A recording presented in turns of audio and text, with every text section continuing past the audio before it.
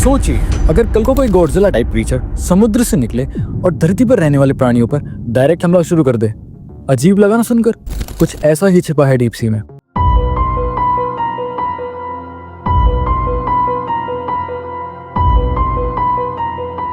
स्वागत है आपका डीप सी की दुनिया में, जहां अंधेरा इतना गहरा है कि सूरज की रोशनी भी पहुंचने से पहले हार मान लेती है। ये ओशंस का 80% हिस्सा कवर करती है, पर सिर्फ 5% हिस्सा ही वैज्ञानिकों द्वारा एक्सप्लोर हुआ है। मतलब हम मार्स के बारे में ज्यादा जानते हैं, पर अपने ही समुद्र के रहस्यों से अभी तक अनजान हैं। चलिए बिना स्कूबा गियर्स के एक एडवेंचर पर चलते हैं, जहां डीप सी के सबसे हैरत अंगेज, डरावने और इंसानी दिमाग को सोचने पर मजबूर कर देने वाले इंसिडेंट्स को, जो कि हाल ही में हुए हैं, उन्हें डिस्कस करेंगे। More than 150 whales are stranded on a beach off the coast of Tasmania. Conservationists say around 90 of them are still alive, but it's unlikely they can be saved. What are you doing? That's an oarfish.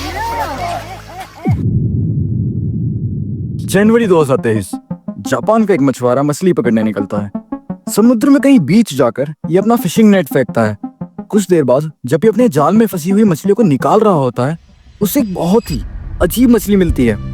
ये मछली बहुत ज्यादा लंबी थी, मानो एक सांप की तरह। ऑलमोस्ट 6 मीटर इसकी लेंथ नापी गई। इसका शरीर चिपचिपा और रबर जैसा था। ये कोई साधारण मछली नहीं थी, बल्कि ये डीप सी से आई एक ओरफिश थी।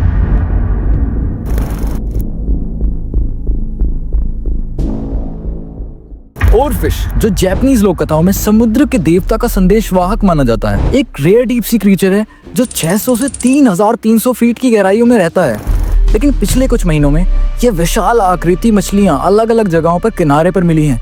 कुछ साइंटिस्ट का कहना है कि ये समुद्री भूकंप या सुनामी का संकेत हो सकता है। क्या यह समुद्र से आने वाले किसी बड़े खतरे का सिग्नल है, या सिर्फ बदलते हुए ओशंस टेम्परेचर का असर है?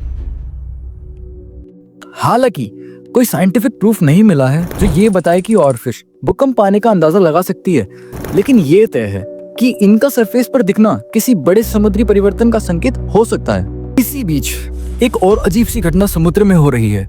1 लाख से ज्यादा किलर व्हेल्स, हाँ 1 लाख से ज्यादा किलर व्हेल्स एक साथ समुद्र की सतह पर दिख रही हैं। ओरकास यानी किलर व्हेल्स समुद्र का सबसे शक्तिशाली शिकारी है, जो मिलकर शिकार करने के लिए जाने जाते हैं। लेकिन क्या ये एक नए तरीके का माइग्रेशन है, या कोई और बड़ी वजह है इसके पीछे?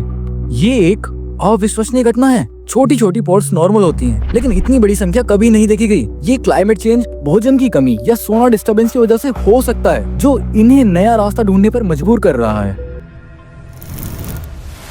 और फिर आती है एक रहस्यात्मक कहानी, डीमन फिश।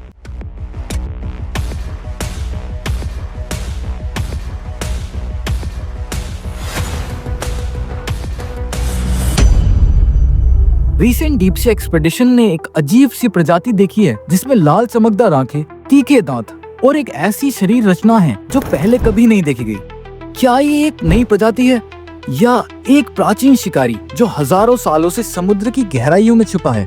हम अभी भी इस फुटेज का एनालिसिस कर रहे हैं, लेकिन पहले के इंडिकेशंस यह दिखाते हैं कि यह एक रेयर एंगलर फिश का वेरिएंट भी हो सकता है, या कोई एक नया एबिसल प्रेडेटर।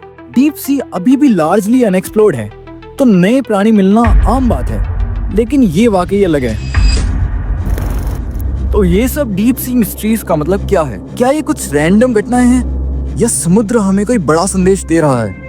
एक बात तय है, हमारा समुद्र ऐसे राज छुपाए बैठा है जो हमारी समझ से बहुत परे हैं, और जैसे जैसे हम और खोज करते रहेंगे, शायद हमें ऐसी सच पता चलेंगे जो हमारी कल्पना से भी ज्यादा भयंकर हो सकते हैं। अगर आप सोच रहे हैं कि ये सब बस यहीं खत्म होता है, तो आप गलत हैं। इससे कहीं ज्यादा बड़ा और भयानक क्रीचर आपका इंतजार कर रहा है। ये तस्वीर एक रिसर्च वेसल ने कैप्चर की थी, और दुनिया भर के साइंटिस्ट इस क्रीचर के बारे में सोच कर परेशान हैं। क्या ये क्रीचर कोई एंशिएंट लेविथन था? लेविथन एक मिथिकल क्रीचर, जिसे पुराने समय में जहन्नुम का समुद्री राजा कहा गया। कई सिविलाइजेशन में इसका जिक्र मिलता है, लेकिन क्या ये सिर्फ एक कहानी थी, या फिर कोई असली क्रीचर था जो कभी हमारे समुद्र में जीता था? लेविथन के बारे में सबसे पहला जिक्र हिब्रू बाइबल में हुआ था, एक प्राचीन मिथ जो कहा गया था कि ये क्रीचर समुद्र की सबसे गहराइयों में रहता है और अगर ये समुद्र के ऊपर आता तो पूरी दुनिया में तबाही मच जाती। तो क्या हमारी दुनिया में आज भी कोई लेवियाथन जिंदा है 2000 फीट या 3000 फीट के नीचे, जहाँ हमारी टेक्नोलॉजी भी वीक हो जाती है? वहाँ क्या कुछ ऐसे क्रीचर्स एग्जिस्ट करते हैं जो हमारी समझ के परे हैं?